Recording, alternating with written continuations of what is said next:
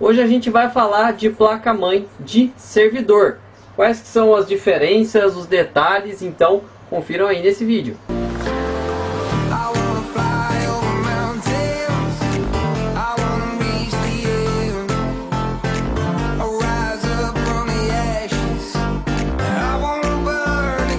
Bom, pessoal, Aderson Cunha aqui. Vamos dar uma palhinha aí para vocês hoje aí e mostrar um pouquinho sobre essa placa aqui. Tá uma placa usada aqui, a gente pegou ela no Mercado Livre aí, né? Encontrou ela no Mercado Livre e vamos estar preparando um PC aqui com ela, né? E me chamou a atenção, né, alguns detalhes aqui, até acho que isso aí é um pouquinho curioso entre o pessoal aí que não conhece muito, né? Às vezes se interessa em saber quais que são as diferenças, né, de uma placa-mãe de servidor para uma placa-mãe convencional, né? Aqui a gente tem uma placa-mãe convencional, ó, PC antiguinho também, tá? Mas quais que são as principais diferenças, tá? Nesse caso aqui, pessoal, não se aplica a diferença nas memórias, tá? Então, primeiro de tudo, a gente dando uma olhada para a placa, a gente vê que é uma placa grande, né? Normalmente vai ter num gabinete diferente. Essa placa-mãe aqui é uma placa-mãe da HP. E a gente tem aqui algumas diferenças que eu vou mostrar para vocês, tá? O primeiro seria, no caso, nos PCs mais modernos, né? A gente tem uma diferença na memória, tá? Vou mostrar para vocês aqui, ó, esse chip de memória aqui, tá? Um Hyper aqui da Kingston, né? Um Hyper Fury aqui. Pessoal, esse chip aqui, por exemplo, tá? Ele é um chip normal, um chip aqui que ele é reto. Você pode ver que aqui em cima ele é reto. Eu vou dar um exemplo para vocês, colocar aqui em cima, ó, um exemplo de uma memória de servidor, que é as famosas ECC. Às vezes o pessoal olha lá, até na hora de comprar, pode acabar comprando errado, porque compra uma ECC e a ECC é voltada para placas de servidor, não serve em desktop comum, PC comum, tá? Então vamos lá, pessoal. Vamos observar nessa placa aqui uma coisa bem interessante. Eu tinha começado, na verdade, aqui fazer a higienização dela, né? Fui trocar aqui a pasta térmica do PC que estava terrível. Ele conta aqui com um processador AMD Athlon 64, tá? É um processador antigo, tá? Como vocês podem ver aqui, ó, um processador antigo, tá? Um Athlon 64. Esse Athlon, pessoal, aqui tem até a marcação, ele é de 2001. Ele é bem antigo, tá? Mas tem um detalhe bem interessante que me chamou muita atenção. É um conjunto antigo, porém a gente tem aqui 4 slots de memória. Então é interessante que eu tenho até que confirmar nas configurações lá, mas a gente poderia, eu acredito aqui que a gente poderia colocar até 4 chips. Eu fiz até um teste, coloquei um chip aqui que ele é dual channel, né? Ele tem o chip de memória dos dois lados. Para quem não sabe a diferença, tá? Vou mostrar aqui para vocês também interessante sobre isso, tá? Esse chip, ele é um chip dual channel, então ele tem memória dos dois lados, tá vendo? O conjuntinho de memória é dos dois lados do chip. Esse é um conjunto de memória duplo, dual channel. Então aqui a gente tem um single channel. Todas as que estão aqui, ó, são single channel. Ele só tem o conjunto de memória de um dos lados da placa, tá vendo? Do chipzinho. Do outro lado a gente não tem. Então essa é uma memória single channel. O que isso faz diferença para mim, que eu não entendo nada de computador? Faz diferença que mesmo que você não entenda nada, você precisa saber pelo menos o mínimo se você vai fazer de repente um upgrade no seu computador. Por quê? Um chip desse aqui, por exemplo, essa placa eu fiz esse teste já para ver se ela aceitava. Tem placa que não vai aceitar, certo? Então você vai lá e compra um chip dual channel, a placa só aceita single channel, você vai ter problema, certo? Não vai funcionar. E aí a gente tem mais um detalhe interessante aqui, pessoal. Olha que bacana. A gente vê a tecnologia, né, de servidor. Até a ventoinha, né, o fan aqui, ó, o dissipador do PC, ele é diferente, ó. Ele é um dissipador diferente, tem uma placona de cobre de verdade aqui, ó. Vocês podem ver aqui, uma placona de cobre aí de verdade, tá? Ainda tá aqui com o resquício da pasta aí que eu vou substituir, né, pra gente poder montar ali. Mas vocês podem ver, ó, o fan nem é lá tão grande, ainda tem que fazer a higienização dele, tá tudo sujo aqui por dentro. Mas a placa de cobre aqui é enorme, então isso aqui tem uma dissipação de calor bem bacana, né? A gente já consegue observar essas diferenças aí, tá? Então, aqui a gente tem um PC, a gente tem uma placa-mãe aqui, um conjunto aqui, que ele daria até pra gente de repente montar um PC gamer. Eu digo para vocês por que isso. um detalhe muito interessante que me chamou a atenção nesse hardware aqui. Ele tem esse slot aqui. E quando eu bati o olho eu pensei, ah, é um AGP, né? E não, pessoal, aqui tá marcado, ó. É um PCI Express, tá? Um PCI Express numa placa dessa idade, pessoal. Ó, PCI Express. Por que que me chamou a atenção disso aqui não ser um AGP, pessoal? Porque essa memória que a gente tem, esse conjunto de memória que a gente tem instalado aqui, ele é DDR1. É o primeiro DDR que saiu.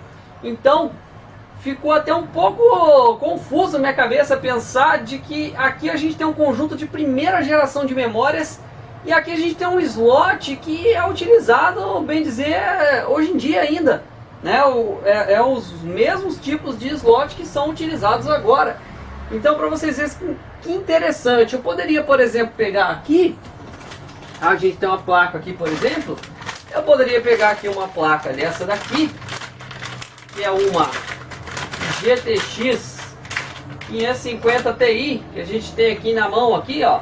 Eu poderia pegar essa 550 Ti e colocar ela, pessoal, instalar ela aqui e transformar esse PC num PC gamer. Por que que eu não vou fazer isso, pessoal? Aqui nós temos 2 GB de memória, tá? Com esse conjunto aqui eu reuni 2 GB de memória, mantive aqui 2 chips e coloquei mais 2 meus aqui e transformei aqui, deixei 2 GB de memória.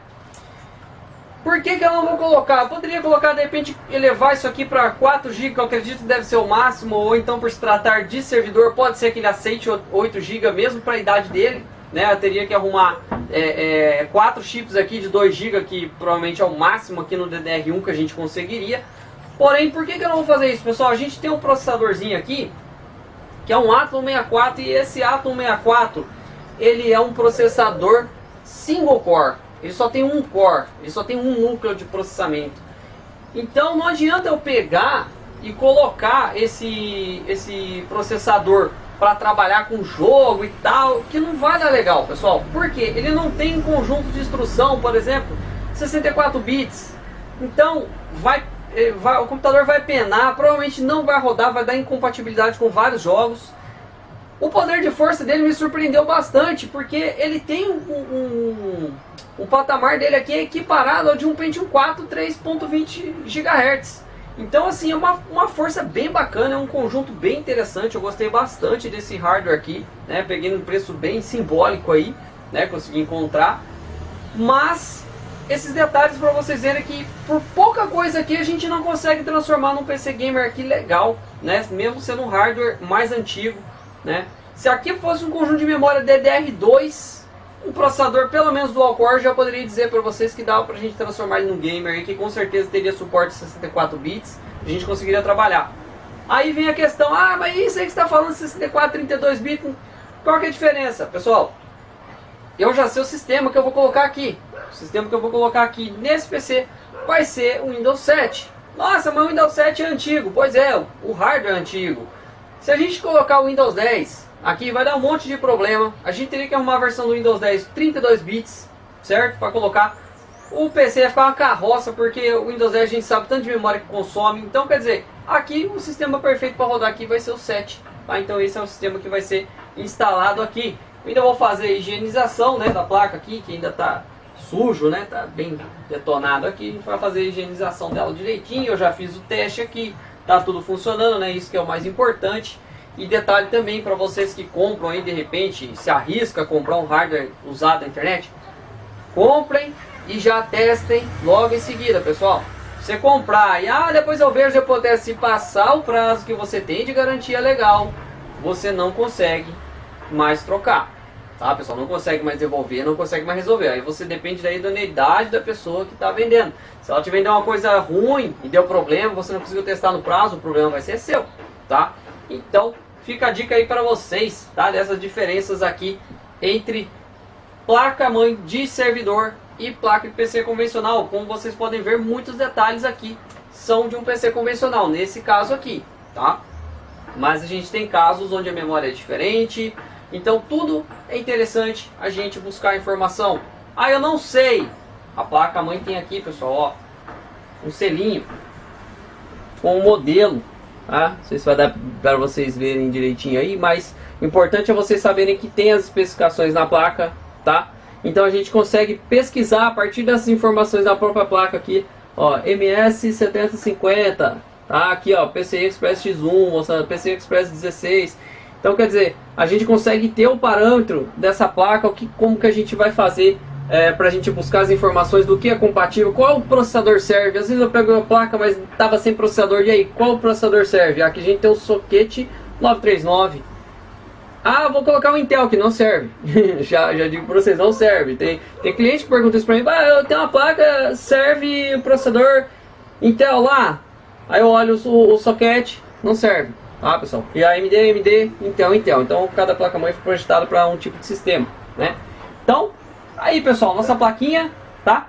Deixem aí nos comentários se vocês quiserem ver esse PC funcionando, se vocês quiserem ver ele montado, como é que ele vai ficar depois. Deixem aí nos comentários que eu vou estar mostrando para vocês, né, o que a gente vai aprontar aí nesse PC. E espero que vocês tenham gostado, espero ter colaborado aí com mais conhecimento aí para vocês e nos vemos no próximo vídeo.